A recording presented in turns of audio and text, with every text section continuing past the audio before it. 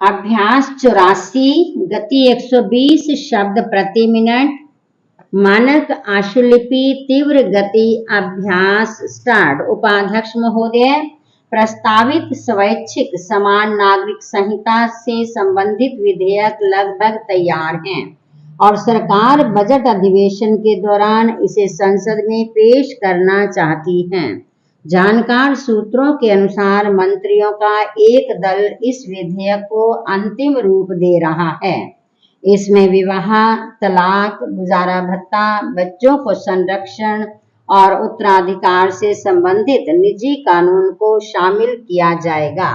नागरिकों को अच्छे से यह घोषणा करनी होगी कि वे अपने ऊपर स्वैच्छिक समान नागरिक संहिता लागू किए जाने के लिए तैयार हैं।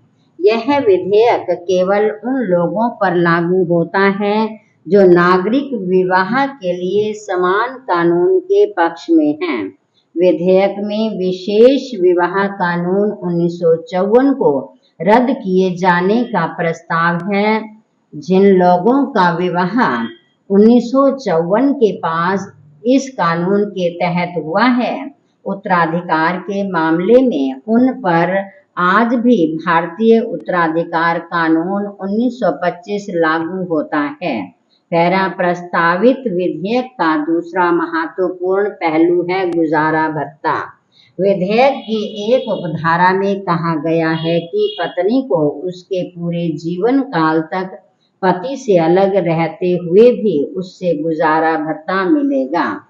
पत्नी को अलग रहने का अधिकार ऐसी स्थिति में होगा जब पति ने उसे छोड़ दिया हो, उसके साथ निर्दयता का व्यवहार किया हो, पति को कोई खतरनाक बीमारी हो या अलग रहने का कोई अन्य उचित कारण हो।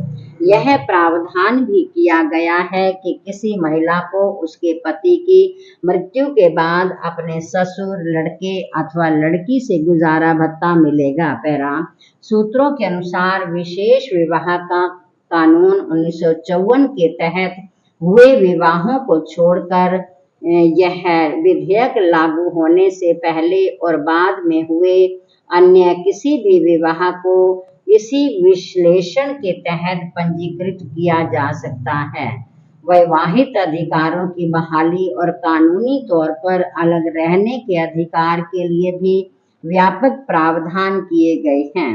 इस विधेयक के तहत विवाह करने वालों और उनकी संतानों और संपत्ति के उत्तराधिकार के मामले में भारतीय उत्तराधिकार कानून 1925 लागू होगा। विधेयक में पत्नी के साथ साथ वैध या अवैध संतानों के लिए भी पत्नी को भत्ते का भुगतान करने का प्रावधान है। बूढ़ों और अस्वस्थ माता पिताओं को भी गुजारा भत्ता दिया जाएगा। गुजारा भत्ता की राशि निर्धारित करते समय कुछ बातों की ओर भी ध्यान रखा जाएगा।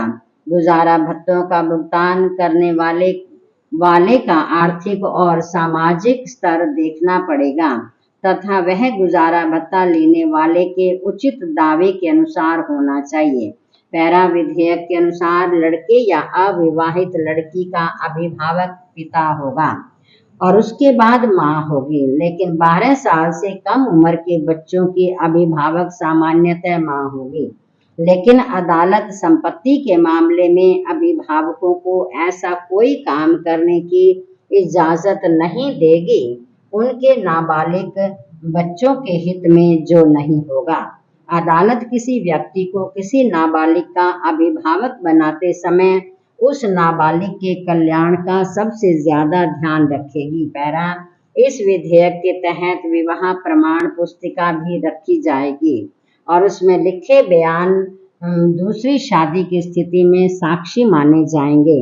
इस विधेयक के तहत बनाए जाने वाले कानूनों में विवाह कराने वाले अधिकारी के अधिकार और कर्तव्य निर्धारित किए जाएंगे। इसमें लिखा होगा कि अधिकारी किस ढंग से पूछताछ और जांच करेंगे, कितनी फीस वसूल की जाएगी, किस प्रकार सार्वजनिक नोटिस दिया जाएगा, इत्यादि इत्यादि। मेरे विचार में यह विधेयक काफी असरदार सिद्ध होगा।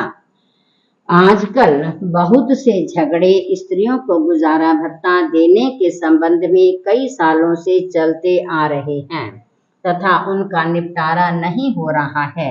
इस विधेयक के पास होने से तथा नागरिकों द्वारा इसे स्वेच्छा से स्वीकार करने पर तलाकशुदा अथवा पति से अलग रहने वाली महिलाओं को गुजारा भत्ता शीघ्र मिलेगा। पूर्ण विराम।